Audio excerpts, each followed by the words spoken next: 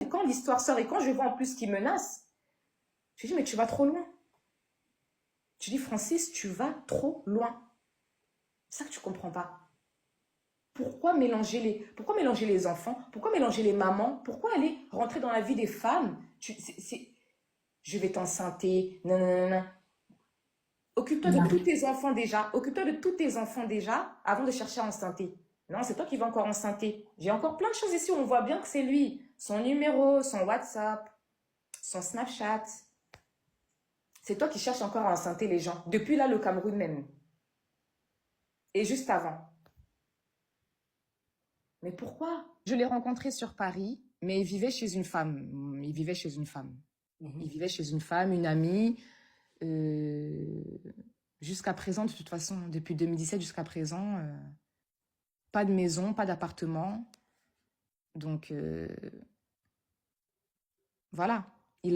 Pendant un an, il s'est installé à Monaco. Même juste après son mariage, il a fait venir une femme, même avec une de ses filles là-bas à Monaco. Donc, pour vous dire que aujourd'hui, tu vas te lever pour venir dire que nous, on veut tuer Emilia ou on veut. T'as attendu personne pour faire du mal aux gens. Tu attends personne pour faire du mal aux gens.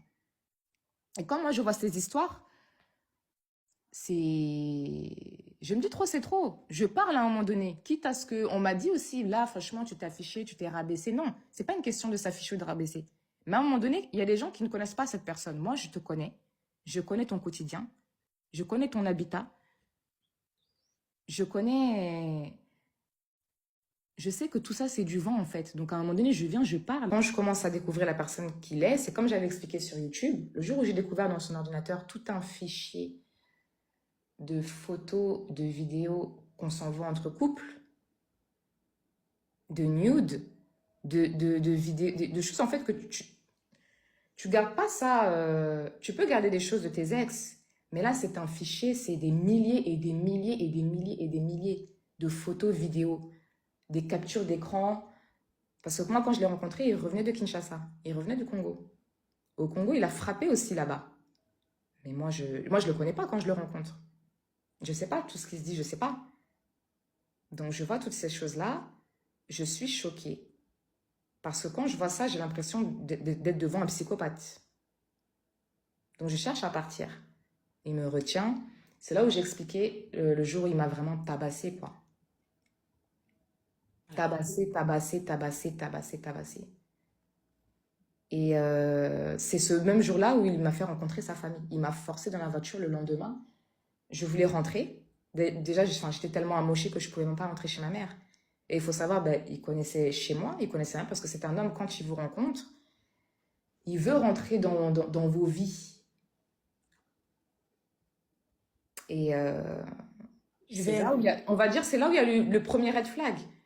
Il y avait eu un autre red flag aussi, c'est que quand je l'ai rencontré, j'ai vu des messages d'une fille à l'époque, une miss à l'époque d'un certain pays, qui pas anglophone, donc elle lui a envoyé des messages. Comme quoi, je sais que t'es avec une fille, mais au moins là, j'ai des retards de loyer, il faut payer, non, non, non, non. Ça m'a un peu alertée. C'est un homme qui dénigre, c'est trop. C'est trop. Voilà pourquoi. Ça va vraiment trop loin. Et en fait, quand j'ai écouté aussi Chéra, qui a été sous dépression, qui a été sous médicaments, j'ai vécu la même chose. Mhm. Il a vécu 2, 3 mois chez moi, pas plus. J'étais sous somnifère tous les jours. Me tromper, me frapper. Quand je te fais sortir de la maison, il fait 1,92 m. Tu vois son gabarit. Il bouge pas. Je deviens comme une folle. Il bouge pas. Toi, un homme, tu viens, tu me fais souffrir déjà, mais laisse-moi tranquille. On a un enfant ensemble. Pourquoi jouer avec la relation, la coparentalité? Pourquoi? Chacun fait sa vie. Ah, quand il s'est marié, moi j'étais en couple, chacun était en couple. Je suis restée 2 ans. Après ma séparation avec lui, je me suis mis avec une personne, je suis restée 2 ans en couple. Mais tu n'aimes pas ça. Tu n'aimes pas revoir les gens refaire leur vie. Tu viens encore mettre ton emprise. Tu viens, tu viens. Et chez tout le monde. Son épouse avait refait sa vie aussi. Quand la personne commence à aller trop bien, il revient. Il revient. Et c'est comme ça qu'il fait, qu'il fait, qu'il fait. Pas une personne, pas deux, pas 3. Quand on est avec toi, il n'y a plus d'énergie, on prend des médicaments, il n'y a rien qui va, la dépression. Tes amis ne te reconnaissent plus.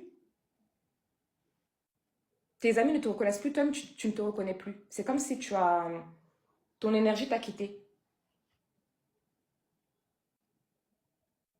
Et je parle avec lui. Pas même qu'à cette année, on a marché pendant même toute une nuit. Je parle avec cette personne. Je lui explique toutes les étapes, tout le mal que j'ai pu... C'est une personne qui est antipathique. Après le mariage, même pas une semaine après, il est venu sur Paris, il a fait venir une femme chez lui dans l'appartement où il était à Monaco, où il y a eu des loyers impayés, un appartement qui a duré 1 an. Il a fait venir une femme là-bas avec une de ses enfants. Et toutes tes copines, tu les présentes à tes enfants. Qui ont une bonne relation même avec l'épouse. Déjà, il y a un truc qui est un peu malsain. Déjà, c'est malsain.